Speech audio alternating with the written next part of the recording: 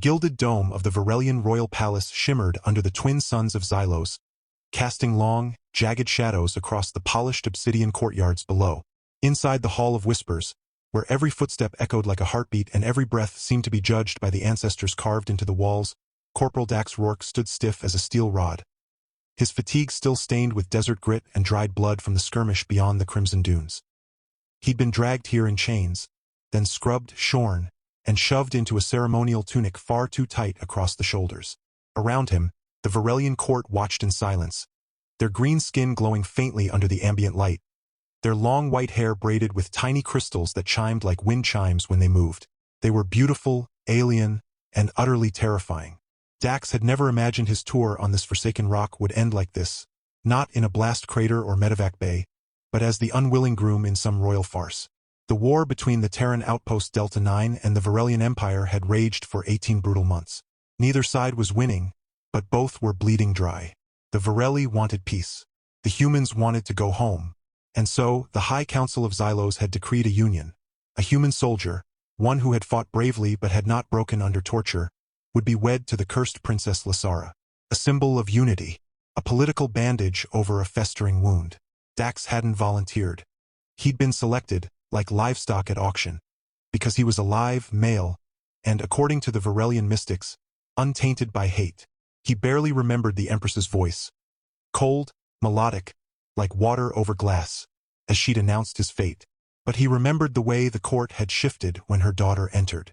Not with fanfare or flourish, but with a quiet step that stilled the air itself. Princess Lysara. She wore no crown, only a simple circlet of silver threaded with starlight moss. Her green skin was paler than the others, almost translucent in places, and her white hair fell like a frozen waterfall down her back. Her eyes, large, luminous, and the color of storm clouds, met his, and Dax felt something strange flicker in his chest. Not fear, not anger, recognition. Ridiculous, of course. He'd never seen her before, but there it was. A jolt, like two mismatched puzzle pieces clicking together by accident. The ceremony was swift, conducted in a language Dax didn't understand, under a canopy woven from living vines that bloomed crimson when the binding oath was spoken. Rings of black iron and blue crystal were pressed onto their fingers. He mumbled the Terran vow when prompted. She said nothing, only watched him with those storm-gray eyes. When it was done, the court erupted in polite applause, crystal chimes and soft hums, and Dax was led away, not to a cell, but to the royal wing, to chambers that overlooked the Jade Gardens. Princess Lysara followed, silent as a ghost. Their first night together was awkward, stiff, and full of unspoken tension. Dax sat on the edge of a ridiculously oversized bed woven from silk moss, his boots still on, staring at the ceiling fresco that depicted celestial battles. Lysara stood by the balcony, staring out at the twin moons. Neither spoke for an hour. "You don't have to stay," Dax finally said, voice rough. "I won't touch you. I don't even know what you people eat, let alone whatever this is." Lysara turned. The moonlight caught the silver in her hair, making her look ethereal. "They call me cursed," she said, her voice softer than he expected, with a lilting accent that wrapped around each word. "Not because I bring misfortune, because I feel too much. I feel the pain of others, their fear, their grief, their secrets. It's overwhelming. That's why I've lived in seclusion. No courtier dares speak to me for fear I'll know their lies. No suitor dares court me for fear I'll see their greed." Dax frowned. "So you're like an empathy bomb?" She blinked. Then, to his shock, she laughed. A bright musical sound that filled the room. "An empathy bomb? That's oddly accurate." He grinned despite himself. "Yeah, I've got a gift for terrible metaphors." She stepped closer, her bare feet silent on the floor. "And you? What are you afraid of?" Dax Rourke. He stiffened. "How do you know my name?" "You shouted it when they dragged you in. Over and over. Like a war cry." He exhaled. "I'm afraid of dying for nothing. Of being used as a pawn. Of failing the people I swore to protect." Lysara nodded slowly. "Then we are both prisoners." Something in her tone made him look at her properly. Not as an alien princess, not as a political tool, but as a person. And that's when he saw it. The exhaustion in her eyes, the fine tremor in her hands, the way her posture carried a weight far heavier than any crown. She wasn't just cursed. She was lonely. Over the next few weeks, the The palace became their strange, shared cage. Dax was allowed limited freedom. No weapons, of course, but he could walk the gardens, spar with the royal guards, who were both amused and unsettled by his brutal efficiency, and even visit the archives, where he learned more about Varelian history than he'd ever wanted to know. Lysara, meanwhile, began to emerge from her shell. She joined him on walks, not speaking much, but her presence was calming.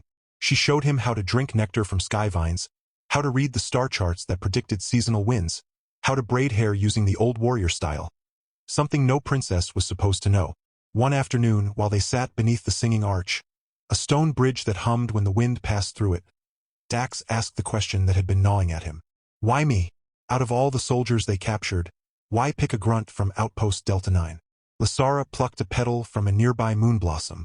Because the oracle saw something in you, a stillness beneath the storm, and because I asked for you. Dax nearly choked. You asked for me? She met his gaze, unflinching. After the battle at the Crimson Dunes, I walked the field. I felt the echoes of every soul who died. Yours was different, bright but burdened. You carried no hatred for us, only duty, and sorrow for your own dead, not ours. I told my mother I would accept no other. Dax stared at her, stunned. You chose me? I chose the man who buried his enemies with respect, she said quietly, even if he didn't know I was watching. From that moment, something shifted. Their marriage, once a farce, became a partnership. They trained together, Dax teaching her hand-to-hand combat, Lysara showing him how to channel the subtle energies of Varelian martial arts, which relied more on balance and intuition than brute force. She laughed when he tripped over his own feet trying to mimic her fluid movements. He teased her for her terrible aim with a pulse rifle. Slowly, tentatively, they began to trust each other. But peace is fragile in a war-torn galaxy. One evening, as the sky turned violet and the twin suns dipped below the horizon, an explosion rocked the eastern wing of the palace. Smoke curled into the air. Alarms wailed in a language Dax was beginning to understand. Lysara grabbed his arm, her eyes wide with panic. Rebels, she whispered. The Iron Fringe. They opposed the truce. They'll kill us both to prove their point. Dax didn't hesitate. Stay behind me. They moved through the palace corridors, Dax using his military instincts to avoid patrols and choke points. Lysara wasn't just a burden. She was an asset. Her empathy allowed her to sense ambushes before they happened. Her knowledge of secret passages gave them an edge. When they were cornered in the Hall of Ancestors by 4 masked rebels armed with plasma cutters, Dax fought like a demon, using a fallen guard's shock staff to disarm and disable. Lysara, meanwhile, unleashed a pulse of psychic energy, a forbidden technique she hadn't used in years, that left the attackers twitching on the floor, overwhelmed by their own guilt and fear. Breathless and bleeding from a slash on his forearm, Dax turned to her. You could have done that any time? I don't like using it, she said, trembling. It hurts them, and it hurts me. He touched her shoulder gently. You saved our lives. She looked up at him, her storm-gray eyes shimmering. We saved each other. In the aftermath, the Empress summoned them. The attack had been a turning point. The Iron Fringe's attempt to assassinate the royal family and their human consort had backfired spectacularly. Public opinion, once divided, now rallied behind the Union. Dax, once a prisoner of war, was now hailed as a hero. He was given command of a joint human-Varelian peacekeeping unit. Lysara, no longer called Cursed, was named Ambassador of Reconciliation. But their greatest challenge came not from rebels, but from within.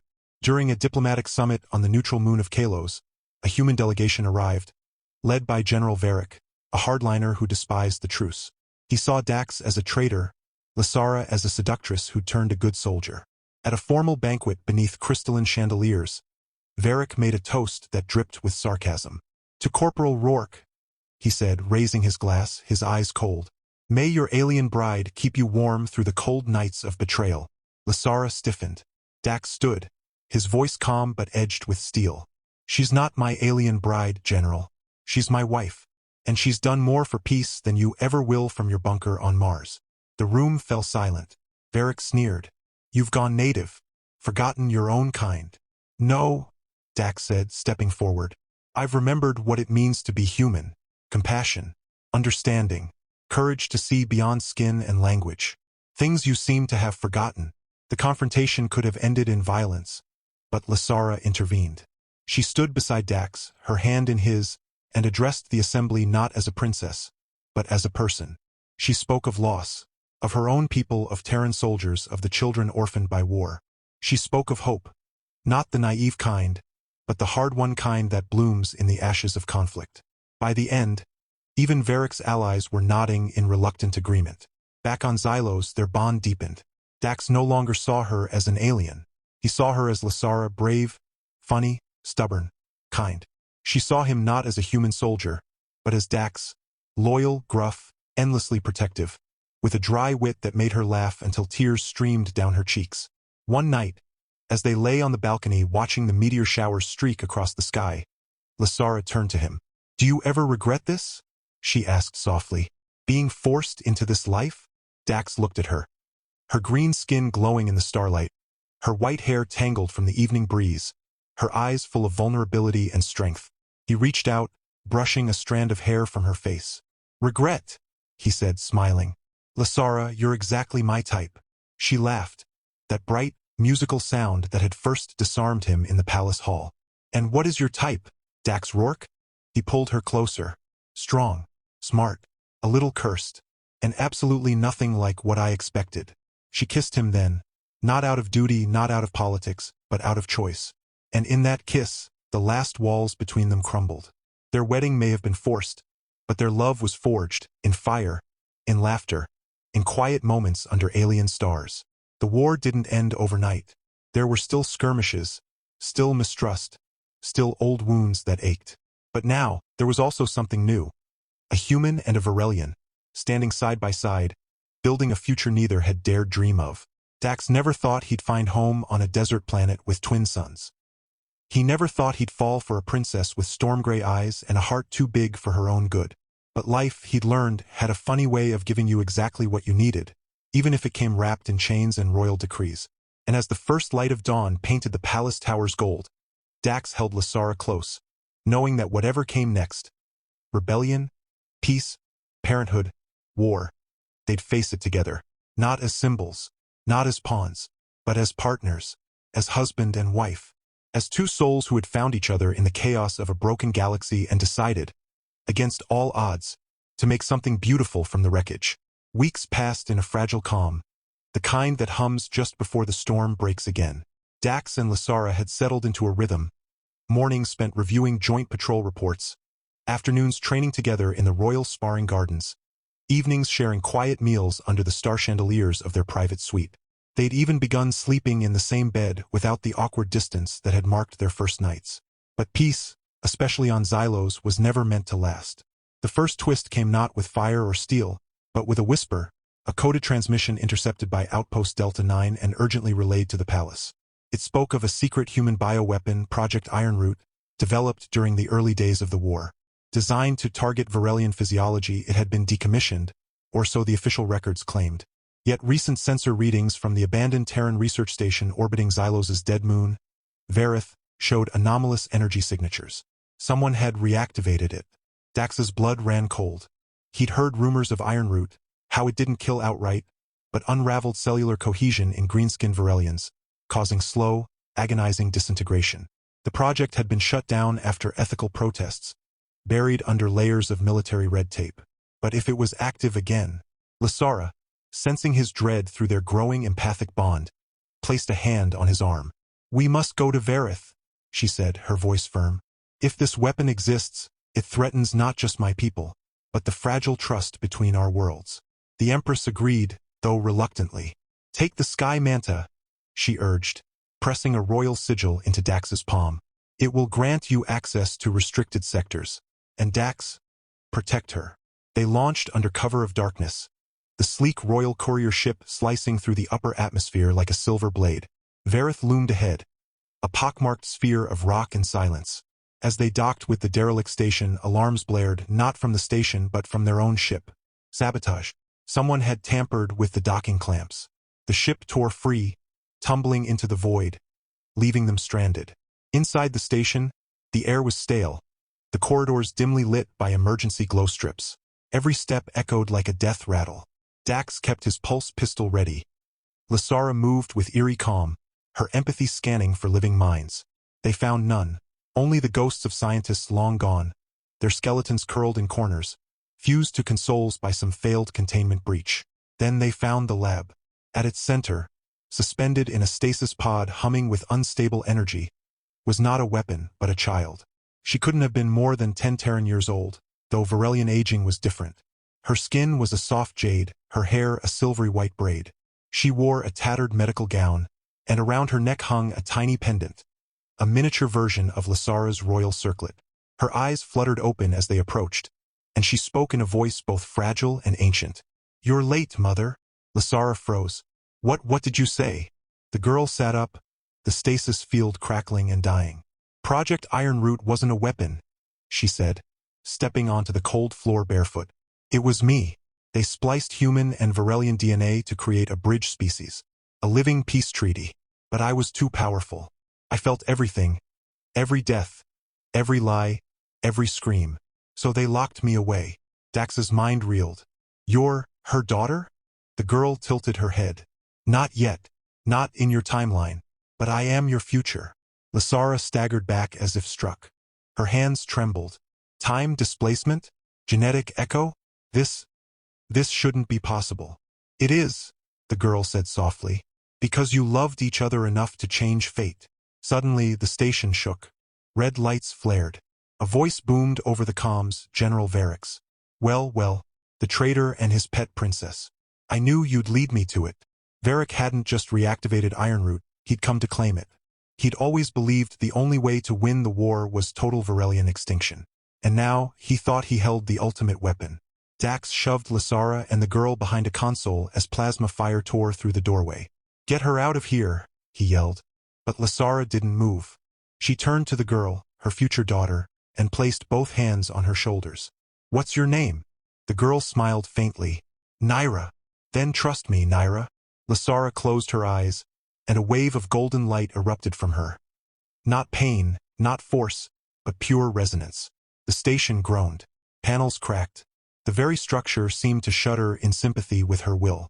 It was the full power of her empathy, not as a weapon, but as a command to the living metal of the station itself. Doors sealed. Conduits rerouted. Gravity flickered. Varrick's strike team was trapped in the outer ring. Dax stared in awe. "You can talk to machines?" "Not talk," Lysara panted, sweat beading on her brow. "Feel. They remember being built. They remember hands that shaped them. I ask nicely." Naira stepped forward, placing a small hand on the main console. "Let me help." Her fingers danced over the controls with unnatural precision. "I've lived in this station my whole life. In a way, it's my cradle." Together, mother and daughter, though not yet born, disabled the station's core reactor safeguards, initiating a controlled overload. "We have 7 minutes," Naira said calmly. They ran, Naira leading them through maintenance tunnels Dax never would have found. Behind them, the station began to break apart, metal screaming as it tore itself open to the void. They reached a backup escape pod just as the hull split in two. As they launched into the black, Varith station exploded in a silent burst of white fire. Back on Xylos, the truth unraveled like a thread pulled from a tapestry. Varrick had vanished during the chaos, but not before transmitting Naira's genetic profile to hardline factions across the Terran Alliance. Now, she wasn't just a secret. She was a target. Worse, a symbol. Some saw her as proof of Varelian infiltration. Others as the key to transcending human limitations. The Empress, shaken but resolute, declared Naira under royal protection. But Dax knew it wasn't enough. He also knew something else, something he'd kept hidden even from Lysara. Before the wedding, during his interrogation by Varelian mystics, one had touched his chest and whispered, "Your blood sings with stars not of this world." At the time, he'd dismissed it as mystic nonsense. But now, looking at Naira's eyes, storm gray, just like his own, he wondered. A discreet genetic scan confirmed it. Dax wasn't just human. Centuries ago, during Earth's first contact with a now-lost alien species, his ancestors had been altered, subtly, silently. The modifications remained dormant for generations, until stress, trauma, or love triggered them. That was why the Varelian Oracle had chosen him. Not just for his character, but because his DNA already carried the echo of the stars. He and Lysara weren't just compatible. They were meant to be. When he told her, Lysara wept. Not from sorrow, but from wonder. All this time, she whispered, the universe was writing our story before we even knew we existed. But their joy was short-lived. A month later, during the Festival of Twin Moons, a sacred Varelian celebration of unity, assassins struck. Not Terran rebels this time. Varelians, purists from the Ashen Conclave, who believed mixing bloodlines was sacrilege. They poisoned the ceremonial nectar, unleashed cloaked drones in the crowd, and targeted Naira. Dax threw himself in front of a plasma bolt meant for her. It seared through his shoulder, knocking him to the marble floor. Lysara screamed, not in fear, but in rage. The ground trembled. The very air thickened. She unleashed her power not as resonance, but as wrath. Vines from the royal gardens erupted through the plaza, ensnaring attackers. The sky darkened as if the twin suns bowed to her fury. Naira, meanwhile, didn't cower. She ran to Dax, pressed her small hands to his wound, and whispered words in a language that predated both their species. Warmth spread through his veins. The bleeding stopped. Bone knit. Flesh sealed. You're healing me? Dax rasped. I'm remembering you, she said. From the future. You taught me how. In the aftermath, the Ashen Conclave was dismantled, its leaders banished to the silent wastes.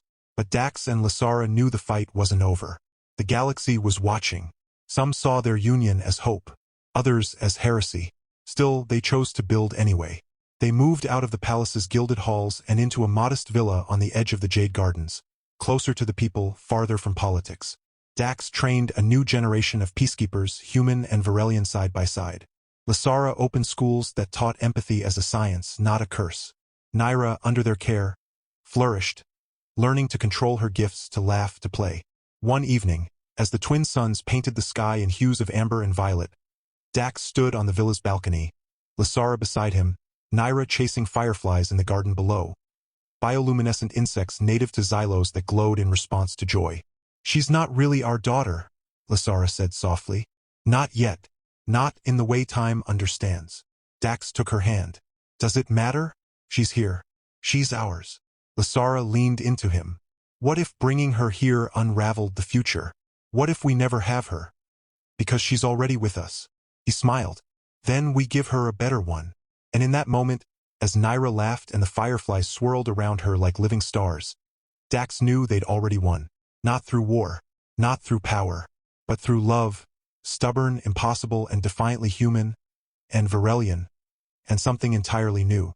Yet even as peace settled like dust after a storm, a new transmission crackled through the palace comms, encrypted, ancient, and bearing a symbol neither human nor Varelian.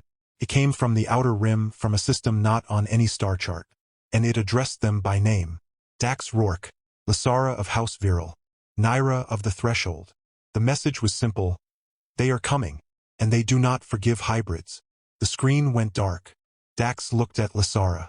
She looked at Naira. And in their shared silence, a new chapter began. Not of fear, but of preparation.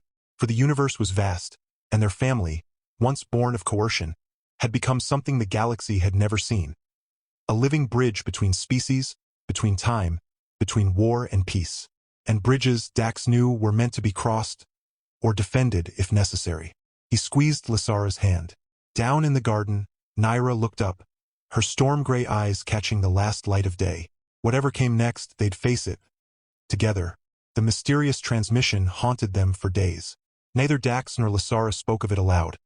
Not in front of Naira, whose sensitivity to emotional currents was growing sharper by the week, but they both felt its weight like a stone in their chests. The symbol that had flashed on the screen, a ring of 7 interlocking spirals, matched no known civilization in either Terran or Varelian archives. Yet Naira, when shown a sketch of it during a quiet moment in the garden, went unnervingly still. They watched the first mixing, she whispered, tracing the spirals in the dirt with a slender finger. They called it blasphemy. Dax knelt beside her. Who are they, Naira? The keepers of purity, she said, her voice hollow, as if reciting something buried deep in ancestral memory. They don't live in stars or cities. They live between them, in the void, and they erase what they cannot control. Lysara, overhearing, turned pale. The void-born, I thought they were myth. Stories told to frighten children into respecting genetic lines. Not myth, Naira said, standing. Memory. That night, the stars themselves seemed to dim. 3 days later, the first sign appeared, not as invasion but as silence. A long-range Varelian scout vessel, patrolling the outer edge of the Xylos system, vanished without distress call or debris. Then a Terran deep space relay went dark. Then another. The void between systems was being emptied. Dax called an emergency council with the Empress, the Terran ambassador, and the Joint Command. Arguments flared. Some insisted it was a technical anomaly. Others blamed pirate syndicates. But Dax knew better. He'd seen what silence looked like before a slaughter. "We need to find out what's out there," he said, voice low but firm. "Before it finds us." Lysara stood beside him. "We go together." "No," Dax said immediately. "It's too dangerous." She fixed him with that storm-gray gaze, the one that stripped away his excuses. "You think I'd let you face the Voidborn alone? After everything?" Naira stepped forward. "I have to go too." Both adults turned to her, protest already forming on their lips. But Naira raised her hand. "I'm not a child to be sheltered. I'm the only one who can sense them before they strike. Their presence. It doesn't feel like anger or greed. It feels like absence. Like a hole in reality. I can warn you." Dax looked at Lysara. She nodded slowly. They both knew arguing was pointless. Naira wasn't just their ward. She was their future and their only edge. They outfitted the Sky Manta with experimental stealth shielding, borrowed from salvaged Verith tech, and installed a neural link array that would let Naira project her empathic field across light minutes. Dax piloted. Lysara handled comms and defense. Naira sat in the central chamber, eyes closed, hands resting on luminescent nodes that pulsed with her heartbeat. They jumped to the last known coordinates of the missing scout. What they found was worse than wreckage. The ship floated intact, lights on, systems humming, but empty. Not a single life sign. No blood, no struggle, no sign of evacuation. Just gone. As if every soul aboard had been plucked from existence, leaving behind only shells of metal and routine. Naira trembled in her seat. "They're here," she whispered. "Not ships, not bodies, just watching." Suddenly, the stars outside vanished. Not obscured, not blocked, removed. The viewport showed nothing. Not black, not void, but literal nothingness. A visual nullity that made Dax's stomach lurch. Alarms shrieked as the ship's sensors overloaded. "Gravity distortion," Lysara shouted over the din, massive, but localized. Then, from the emptiness, it emerged. Not a vessel, but a form. A shifting lattice of crystalline darkness, shaped like a spider made of folded space. It had no eyes, no mouth, yet Dax felt its attention like ice sliding down his spine. It moved without propulsion, warping reality as it approached. Naira screamed, not in pain but in recognition. "It knows me. It knows what I am." Lysara activated the ship's pulse cannons, but the beams passed through the entity as if it weren't there. Dax banked hard, engaging the emergency jump drive, but the coordinates wouldn't lock. The void around them was anchored. "They're folding space-time," Lysara realized, horror dawning, "trapping us in a pocket dimension." Naira stood, her small frame trembling but resolute. "Then we have to speak their language." Before either adult could stop her, she pressed both palms to the neural array and released a psychic pulse. Not of fear or defiance, but of memory. She projected not just her own past, but fragments of Dax's childhood on Mars, Lysara's first sunrise on Xylos, the taste of moonblossom nectar, the sound of laughter in the Jade Gardens, the warmth of a hand held in the dark. The void-born entity recoiled. For the first time, the nothingness flickered, revealing a sliver of starlight beyond. "They don't understand life?" Naira gasped, tears streaming down her cheeks. "They've never felt joy, or love, or family. They see hybrids as noise, chaos. But chaos is how stars are born." Dax didn't hesitate. He rerouted all power to the stealth shield and slammed the Sky Manta toward the flicker. The ship groaned, reality tearing at its seams, but they burst through, back into normal space, stars blazing once more. They limped home, hearts pounding, minds reeling. The encounter changed everything. The Voidborn weren't conquerors. They were censors, cosmic janitors, erasing anomalies they deemed impure. And Naira, half-human, half-Varelian, temporally displaced, was the ultimate anomaly. Back on Xylos, they prepared for war, but not the kind they'd fought before. Dax and Lysara began training a new kind of soldier. Not just warriors, but storytellers. They taught recruits to carry memories in their minds like weapons, to project moments of beauty, courage, and connection as shields against the Voidborn's erasure. Naira worked with engineers to build resonance beacons that broadcast emotional signatures across planetary networks, weaving a tapestry of collective feeling too rich, too vibrant, for the Voidborn to unravel. The Empress declared a planetary alert. The Terran Alliance, shamed by Varric's betrayal and moved by Dax's reports, sent reinforcements. Not with guns, but with art, music, and data archives of human culture. Even former enemies stood side by side, united not by treaty, but by the simple, radical act of remembering they were alive. The final confrontation came not in orbit, but at the heart of Xylos itself.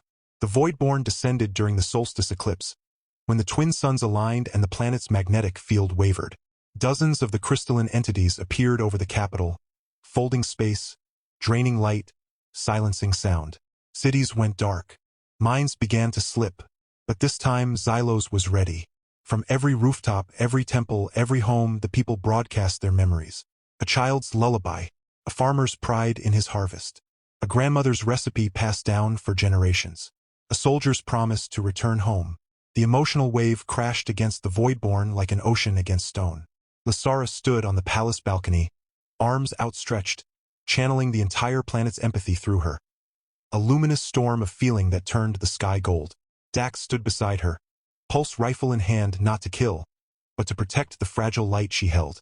Naira, at the center of the royal courtyard, linked to every beacon, every mind, sang a single word in the ancient tongue of the first mixing. Remember. The Voidborn shuddered.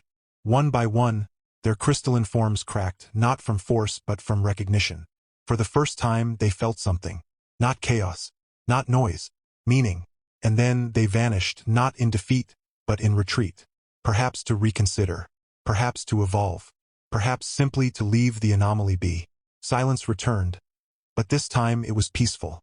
In the aftermath, Dax, Lysara, and Naira stood together on the balcony, watching the twin suns rise once more. The city below buzzed with life, louder and brighter than before. She's not just our daughter, Lysara said softly, watching Naira skip through the garden below, her white hair catching the dawn light. She's the first of a new people. Dax put his arm around her. And we're just getting started. Years would pass. Peace would deepen. Children would be born, true children, of Dax and Lysara's union. Their green skin kissed with human warmth, their white hair braided with Terran ribbons. Naira would grow into a guardian, a teacher, a bridge between worlds. The Voidborn would never return. At least not in their lifetime. But the story didn't end there, because love, once forced, had become a revolution. And in a galaxy so vast it could swallow hope whole, 3 souls had dared to say, "We are here, we are together, and we will not be erased." And that, in the end, was the most powerful weapon of all.